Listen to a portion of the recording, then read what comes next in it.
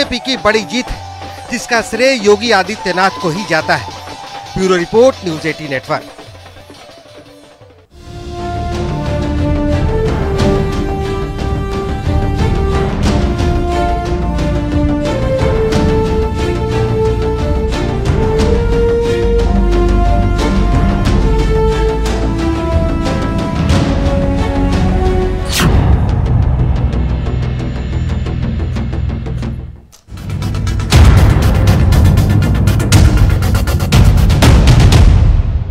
Dieting with diet restriction.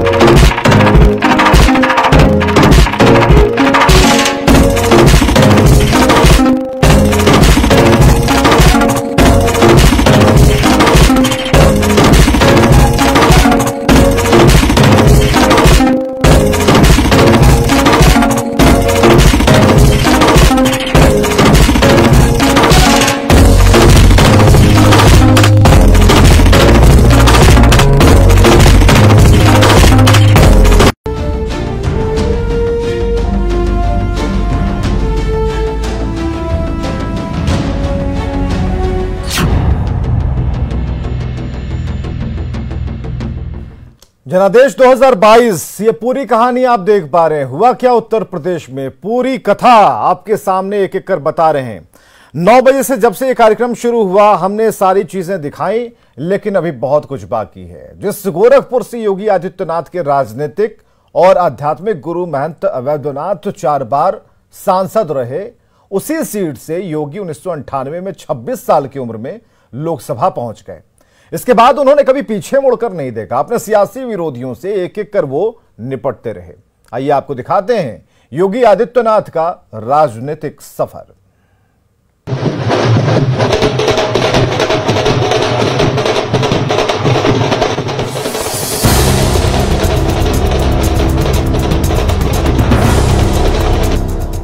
उन्नीस 1998 में सियासत में कदम रखने के बाद योगी आदित्यनाथ की छवि एक प्रखर हिंदुत्ववादी नेता के तौर पर उभरी। सांसद रहते हुए गोरखपुर जिले को अपने नियमों के मुताबिक चलाने और अपने त्वरित फैसलों से उन्होंने सबको चकित कर दिया। एक तरह से गोरखपुर को उन्होंने अपना अभेद्य राजनीतिक किला बना दिया। इसी के चलते योगी के सियासी दुर्ग को न तो मुलायम सिंह यादव का समाजवाद भेद पाया और न ही मायावती की सोशल इंजीनियरिंग यहां काम आई।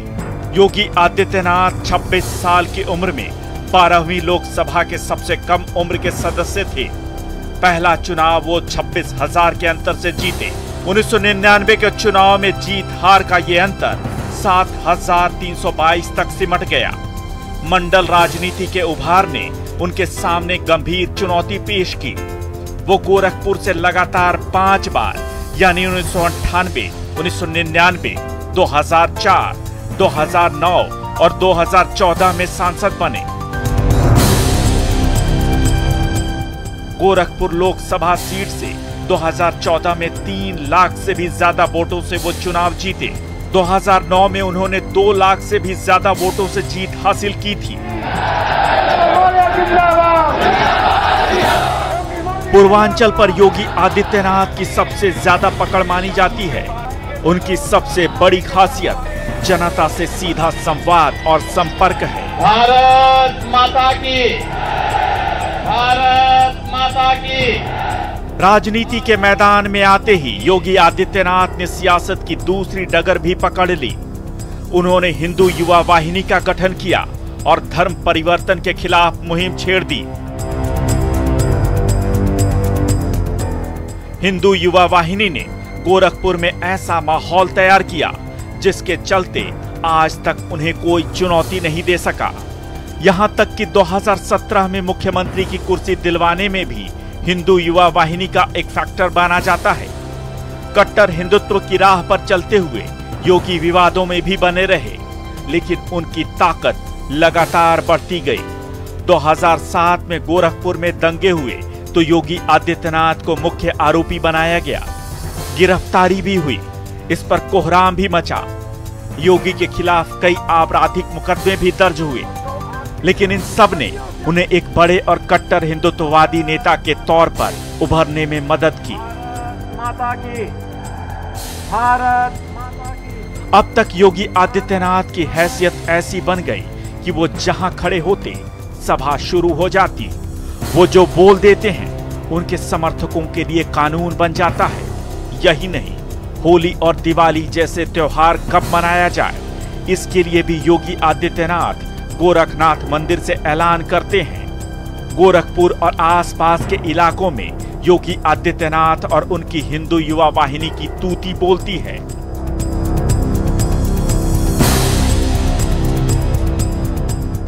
सात सितंबर 2008 को सांसद योगी आदित्यनाथ पर आजमगढ़ में जानलेवा हमला हुआ, लेकिन इस हमले में वो बाल बाल बच गए। हमला इतना बड़ा था कि 100 से भी ज्यादा वाहनों को हमलावरों ने घेर लिया और लोगों को लहूलुहान कर दिया। योगी आदित्यनाथ को गोरखपुर दंगों के दौरान तब गिरफ्तार किया गया जब मुहर्रम के दौरान फायरिंग में एक हिंदू लड़के की जान चली गई। तब की सरकार ने उन्हें बहुत तंग किया। इसी के बाद वो संसद में फूट फूट कर रोए थे। 2016 मार्च में गोरखनाथ मंदिर में हुई भारतीय संत सभा की चिंतन बैठक में आरएसएस के बड़े नेताओं की मौजूदगी में योगी आदित्यनाथ को मुख्यमंत्री बनाने का संकल्प लिया गया था। तब संतों ने कहा था कि केंद्र में अपनी सरकार होने के बावजूद सुप्रीम कोर्ट का फैसला अगर पक्ष में आ भी जाए तो भी प्रदेश में मुलायम या मायावती की सरकार रहते राम जन्मभूमि मंदिर नहीं बन पाएगा। इसलिए योगी आदित्यनाथ को मुख्यमंत्री बनाना ही होगा। 2017 में बीजेपी को प्रचंड बहुमत मिला तो सीएम के लिए कई चेहरे दावेदार थे, लेकिन बाजी योगी आदित्यनाथ के हाथ लगी। 45 साल की उम्र में मुख्यमंत्री बनने वाले योगी आदित्यनाथ ने अपने कड़े फैसलों और राजनीतिक इच्छा शक्ति से अपना लोहा मनवा लिया। एंटी रोमियो स्क्वाड से लेकर एनकाउंटर पॉलिसी तक योगी आदित्यनाथ सरकार कई बार सुर्खियों में रही। उन्होंने राजनीति में अपनी ताकत बढ़ने पर गोरखपुर के कई ऐतिहासिक मोहल्लों के नाम तक बदलवा दिए। उर्दू बाजार का नाम हिंदी बाजार कराया तो अली नगर को आर्य नगर का नाम दिया, मियां बाजार को माया बाजार का नाम दिया गया। यही नहीं, कई दूसरे शहरों के भी नाम बदल दिए गए। कट्टर हिंदुत्व के इस एजेंडे ने उनकी राजनीतिक जमीन को और मजबूती दी। Bureau report, news 18। तो यह था राजनीतिक सफर, कहां से योगी आदित्यनाथ आए और आज कहां हैं, किस सोच के साथ हैं। और जिस कट्टरवादी हिंदुत्व की बात हो रही है उसमें सिर्फ कट्टरता ही नहीं बल्कि काम को लेकर भी कट्टरता है, विकास को लेकर कट्टरता है। अगर ये दोनों फ्रेम में हो तो जीत सुनिश्चित है। इस चुनाव में बीजेपी का एमवाई फैक्टर समाजवादी पार्टी के एमवाई समीकरण पर भारी पड़ गया और मुस्लिम यादव फॉर्मूले के सहारे समाजवादी पार्टी लंबे समय से सूबे में अपनी राजनीतिक कायम रखी हुई थी। लेकिन इस चुनाव में पीएम मोदी की छवि और सीएम योगी आदित्यनाथ के शासन ने उन सारे मिथकों को ध्वस्त कर दिया जो लंबे समय से सूबे की राजनीति में खूंटा गाड़े बैठे थे। क्या रहे जीत के फैक्टर, ये भी हम आपको बताने जा रहे हैं। भारत माता की, भारत माता की।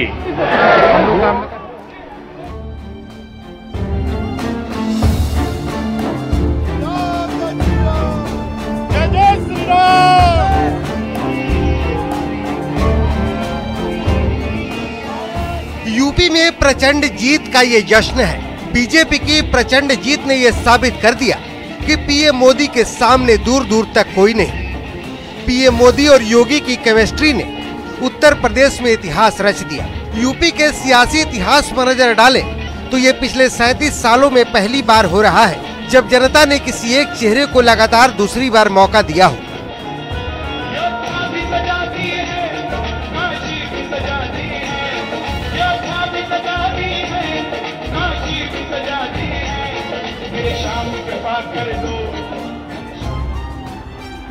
पीएम मोदी की कमान और योगी के नेतृत्व ने मिलकर यूपी में बड़ी जीत हासिल की है। राशन, सुशासन और महिलाओं ने जीत का सेहरा बीजेपी के माथे पर रख दिया। तमाम मुद्दों पर यूपी का लॉ एंड ऑर्डर इस चुनाव का सबसे बड़ा मुद्दा रहा, जिसमें तमाम विरोधियों की हवा निकल गई।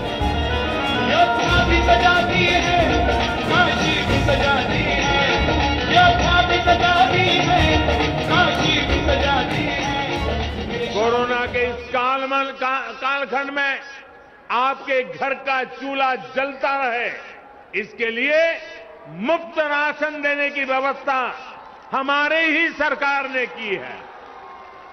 विकास और सुशासन के मुद्दे पर भारतीय जनता पार्टी को जो प्रचंड बहुमत जनता जनार्दन ने दिया है, हम सबकी जिम्मेदारी बनती है कि इस पर हमें फिर से खड़ा उतरना ही होगा और इस चीज से एक बार में फिर से यूपी में पीएम मोदी और सीएम योगी की केमिस्ट्री ऐसी रही कि कोई जातीय फैक्टर काम नहीं आया। सबसे ऊपर सबसे बड़ा फैक्टर लाभार्थी वर्ग साबित हुआ। कोरोना काल में फ्री राशन के लाभार्थियों ने बीजेपी को सर आंखों पर बिठा लिया। 5 साल पहले यूपी की सड़कों पर माफिया राज था। यूपी की सत्ता में गुंडों की हनक हुआ करती थी। इसका सबसे बड़ा भुक्तभोगी कौन था? मेरी यूपी की बहन बेटियां थी। उन्हें सड़क पर निकलना मुश्किल हुआ करता था, स्कूल कॉलेज जाना मुश्किल होता था। आप कुछ कह नहीं सकती थी, बोल नहीं सकती थी, क्योंकि थाने गई तो अपराधी बलात्कारी की सिफारिश में किसी को फोन आ जाता था। योगी जी ने इन गुंडों को उनकी सही जगह पहुंचाया है। हिंदुत्व के मुद्दे के आगे बाकी के मुद्दे गौण साबित हुए। विपक्ष की तमाम घेरेबंदी फीकी पड़ गई। कुछ कमियों खामियों के बाद भी जनता ने बीजेपी पर भरोसा जताया। इस प्रचंड बहुमत के लिए उत्तर प्रदेश की जनता जनार्दन का हृदय से अभिनंदन, हृदय से आभार। और मैं इस अवसर पर भारतीय जनता पार्टी और विचार परिवार के उन कोटि कोटि कार्यकर्ताओं का अभिनंदन करता हूं। उत्तर प्रदेश की जनता जनार्दन की ताकत ने उस भ्रामक प्रचार को दरकिनार करते हुए आज भारतीय जनता पार्टी और सहयोगी दलों को प्रचंड बहुमत से विजयी बनाया है। आप सबको मैं इस अवसर पर बधाई देता हूं। भारत निर्वाचन आयोग को शांतिपूर्ण तरीके से इस चुनाव को संपन्न कराने के लिए हृदय से धन्यवाद देता हूं। विकास और हिंदुत्व के एजेंडे के साथ साथ प्रधानमंत्री नरेंद्र मोदी और मुख्यमंत्री योगी आदित्यनाथ की लोकप्रियता भारतीय जनता पार्टी को जीत की दहलीज पर पहुंचाने में कामयाब रहे। उन सबको हृदय से धन्यवाद देता हूं। आप सबके प्रति मेरी शुभकामनाएं। धन्यवाद। जय हिंद, जय जय श्री राम, जय जय श्री राम, जय जय Shri Ram. Bureau report, news 18 network. तो यूपी में जीत का फैक्टर क्या रहा, ये आपने सुना। नारे लगे जय जय श्री राम। 5 राज्यों के चुनावी नतीजों से एक बात तो साफ है कि प्रधानमंत्री नरेंद्र मोदी की लहर पर सवार बीजेपी की जीत का सिलसिला जारी है। मोदी मैजिक बरकरार है और मोदी ही बीजेपी की जीत के नायक हैं। चुनाव भले ही 5 राज्यों में हुए हों, लेकिन उत्तर प्रदेश में शानदार तरीके से दोबारा सत्ता में वापसी कर योगी आदित्यनाथ ने इतिहास रच दिया और इसके शिल्पकार रही मोदी और योगी की हिट जोड़ी, जिसके आगे समूचा विपक्ष धराशायी हो गया। यूपी प्लस योगी बहुत है। यूपी प्लस योगी, यूपी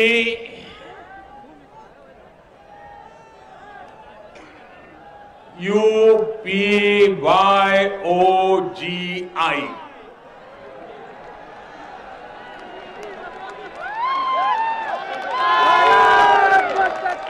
यूपी प्लस योगी बहुत है उपयोगी।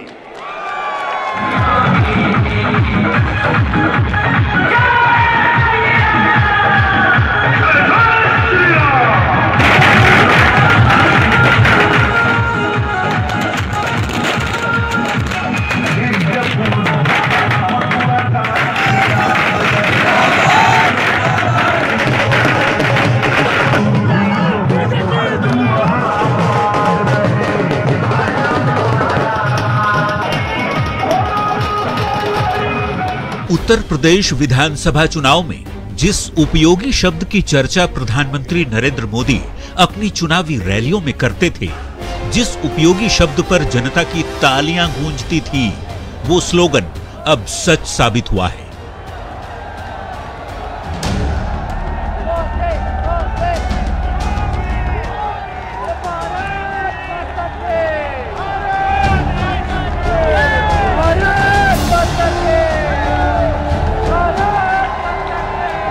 उत्तर प्रदेश में लगातार दूसरी बार योगी आदित्यनाथ के नेतृत्व में बीजेपी सरकार ने शानदार जीत दर्ज की है।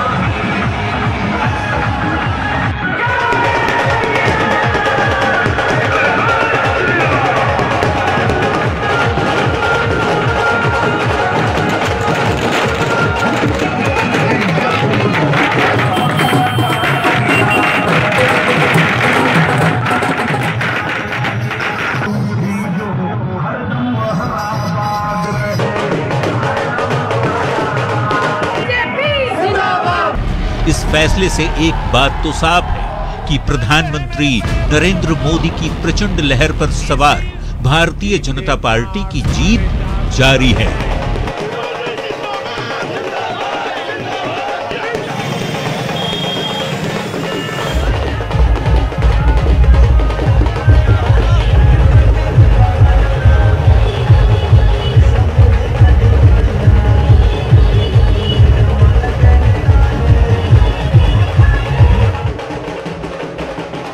राष्ट्रवाद और नए भारत के मुद्दों पर ऐतिहासिक जीत दर्ज कर बीजेपी ने 5 राज्यों में हुए चुनाव में से 4 में अपनी सत्ता दोबारा हासिल कर ली है।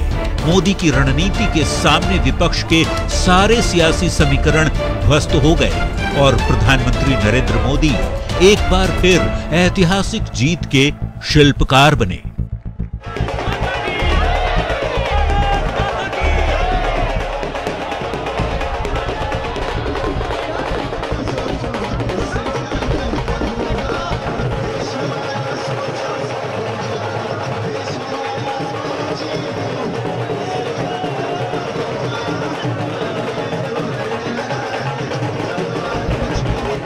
वैसे तो चुनाव यूपी, पंजाब, उत्तराखंड, गोवा और मणिपुर में हुए, लेकिन उत्तर प्रदेश का चुनाव सबसे अहम रहा। बुलडोजर बाबा के नाम से सियासी गलियारे में योगी आदित्यनाथ को पुकारा जाता है। शायद इसीलिए प्रधानमंत्री नरेंद्र मोदी ने अपनी जनसभाओं में बुलडोजर शब्द का इस्तेमाल करने से भी नहीं चूके। आखिर क्यों बुलडोजर की चर्चा चुनाव के दौरान की गई, तो सुनिए खुद प्रधानमंत्री की जुबानी। आज जब उस माफिया पर बुलडोजर चलता है,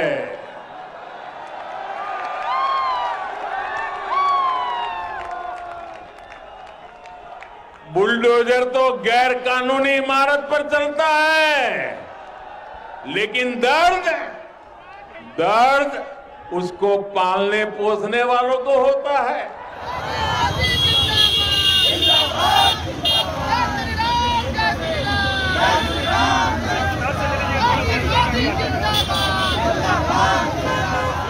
ब्रांड मोदी के साथ इस बार योगी फैक्टर ने यूपी में बीजेपी का परचम लहराने में जमकर मदद की।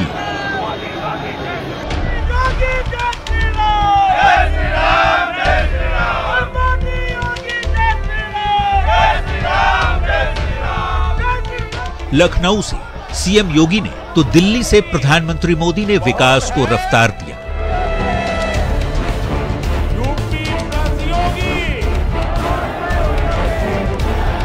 योगी मोदी की जोड़ी वाली डबल इंजन की सरकार का लगातार विकास की बातें करना जनता में भरोसा जगा गया।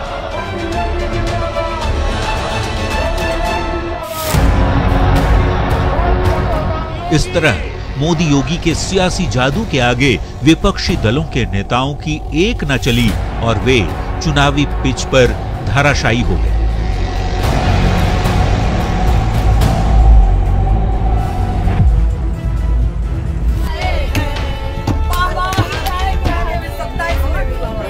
उत्तर प्रदेश में जीत के जश्न का ये नजारा पटना स्थित बीजेपी दफ्तर का है, जहां पार्टी के नेता और कार्यकर्ता ढोल नगाड़े बजाकर गीत गाकर जश्न मनाते दिखे।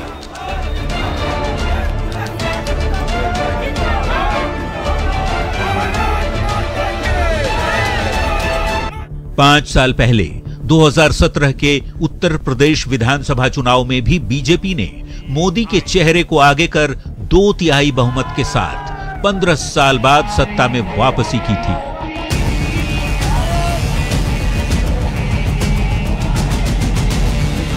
अब एक बार फिर से बीजेपी ने न सिर्फ यूपी बल्कि गोवा, मणिपुर और उत्तराखंड की सत्ता बचा पाने में कामयाब रही। ये मोदी मैजिक का ही करिश्मा है कि बीजेपी लगातार एक के बाद एक चुनाव में जीत हासिल करती जा रही है।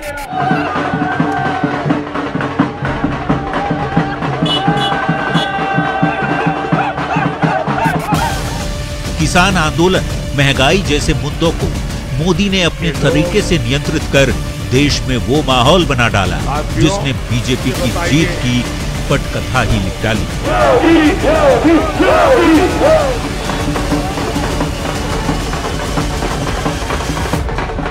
Bureau report, news 18।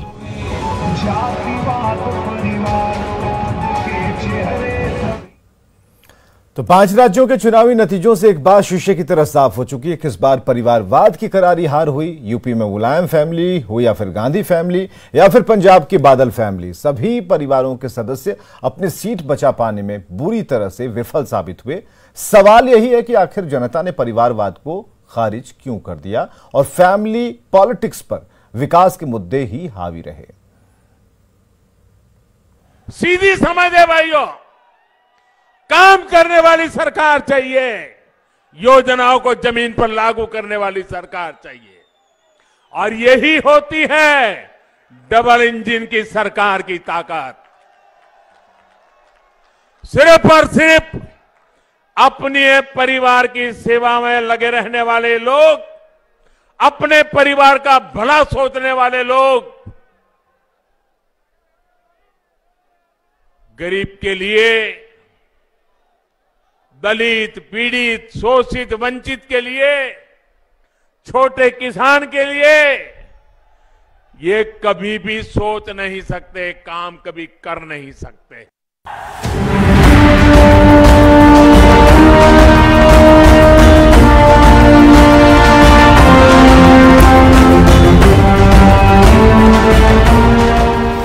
यूपी चुनाव के दौरान अपनी जनसभाओं में प्रधानमंत्री नरेंद्र मोदी जिस परिवारवाद पर हमला कर रहे थे, जिस परिवारवाद वाली सियासत को देश और राज्यों के हित के लिए खतरनाक बता रहे थे, 5 राज्यों के आए नतीजों ने उसे सच साबित कर दिया। नकार दिया है।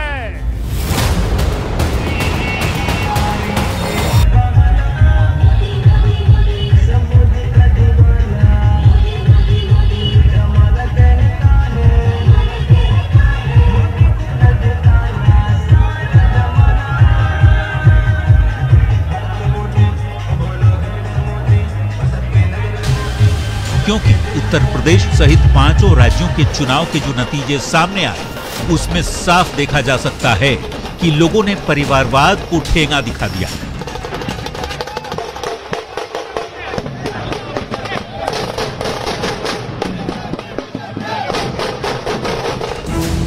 चुनाव से पहले सभी पार्टियां परिवारवाद की आलोचना कर रही थी, लेकिन चुनाव से ठीक पहले यूपी में 20 सीटों पर नेताओं के परिवार के सदस्यों को ही प्रत्याशी बना दिया गया।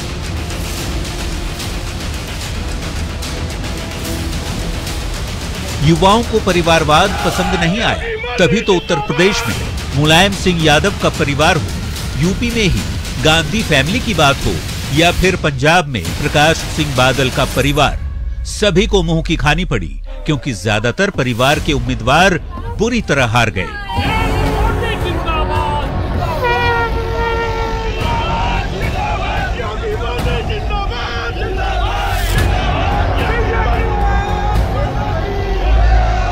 और बीजेपी की आंधी में सभी औंधे मुंह गिर पड़े।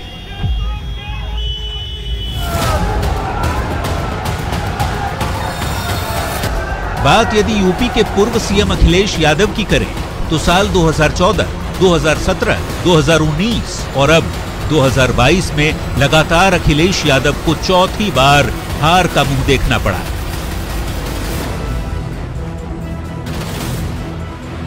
जबकि उत्तर प्रदेश की पूर्व मुख्यमंत्री मायावती की ये लगातार 5वीं हार है। इससे पहले 2012, 2014, 2017, 2019 और अब 2022 में भी मायावती की पार्टी बीएसपी की बड़ी हार हुई है।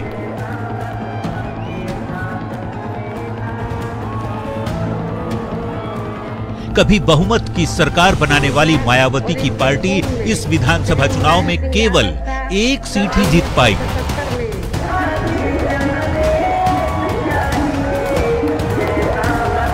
यूपी में राहुल गांधी के बाद प्रियंका गांधी वाड्रा की भी बुरी तरह से हार हुई।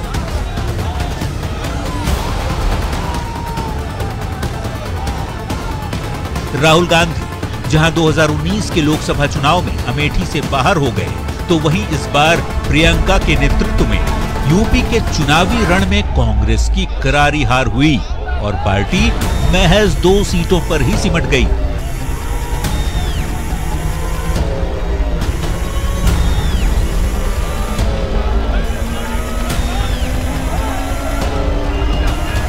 परिवारवाद की हार तो हुई है, लेकिन बीजेपी की बड़ी जीत से एनडीए को आने वाले समय में काफी फायदा पहुंचने वाला है।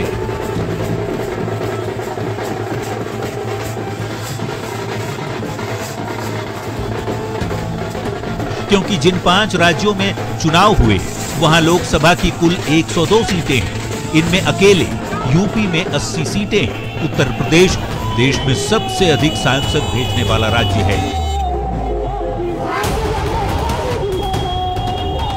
यहां की जीत हार का सीधा असर लोकसभा चुनाव में देखने को मिलेगा।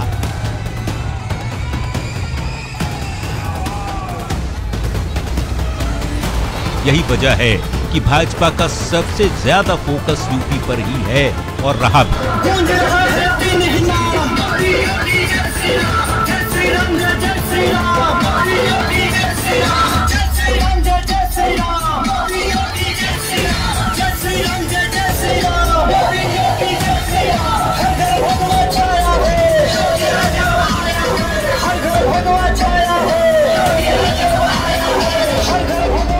यूपी की जीत की महत्ता का इस बात से अंदाजा लगाया जा सकता है कि प्रधानमंत्री नरेंद्र मोदी ने यहां 1 दर्जन से ज्यादा सभाओं में हिस्सा लिया।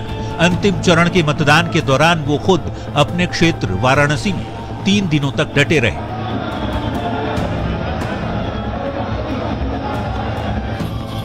बात पंजाब की जाए तो यहां लोकसभा की सीटों की संख्या 13 है, जबकि उत्तराखंड में लोकसभा की 5, मणिपुर और गोवा में 2-2 सीटें हैं। इन तीनों राज्यों में भाजपा की सरकार बन रही है। ऐसे में वहां सीधे तौर पर राज्यसभा की सीटों पर होने वाले चुनाव में भी बीजेपी को फायदा पहुंचेगा। कुल मिलाकर बीजेपी को छोड़ सभी सियासी पार्टियां परिवारवाद पर जनता के खिलाफत का सामना नहीं कर पाई और बुरी तरह पिट गई। Bureau report, news 18।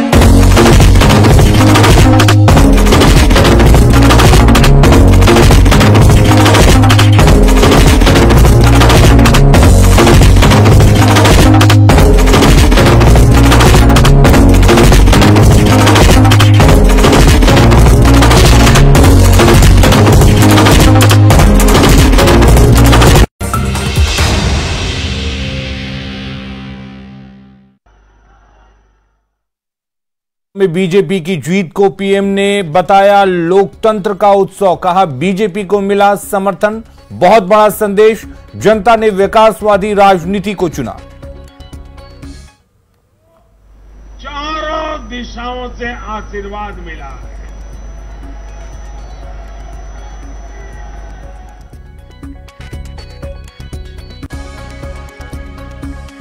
भ्रष्टाचार और परिवारवाद पर पीएम का करारा प्रहार। कहा देश से परिवारवादी राजनीति का सूर्यास्त तय।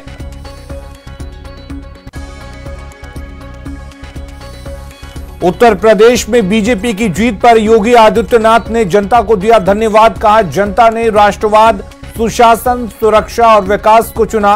पीएम मोदी के नेतृत्व में मिली अभूतपूर्व जीत।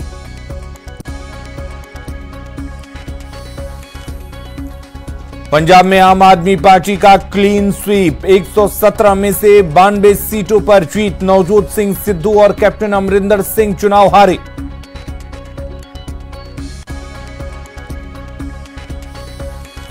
मणिपुर में 6 सीटों पर जेडीयू उम्मीदवारों की जीत। सीएम नीतीश ने पार्टी उम्मीदवारों के जिताने पर दिया मणिपुर की जनता को धन्यवाद।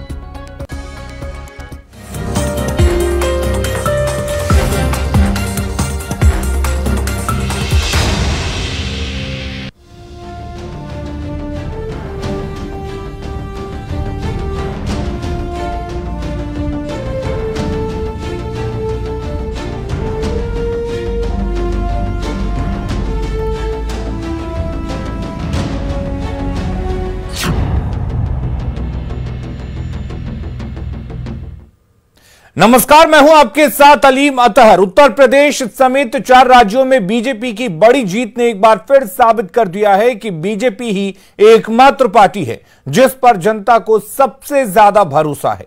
चुनावी नतीजे साफ होने के बाद देर शाम पीएम मोदी दिल्ली के बीजेपी मुख्यालय पहुंचे, जहां उनका शानदार स्वागत हुआ। पीएम पर फूलों की बारिश हुई। जब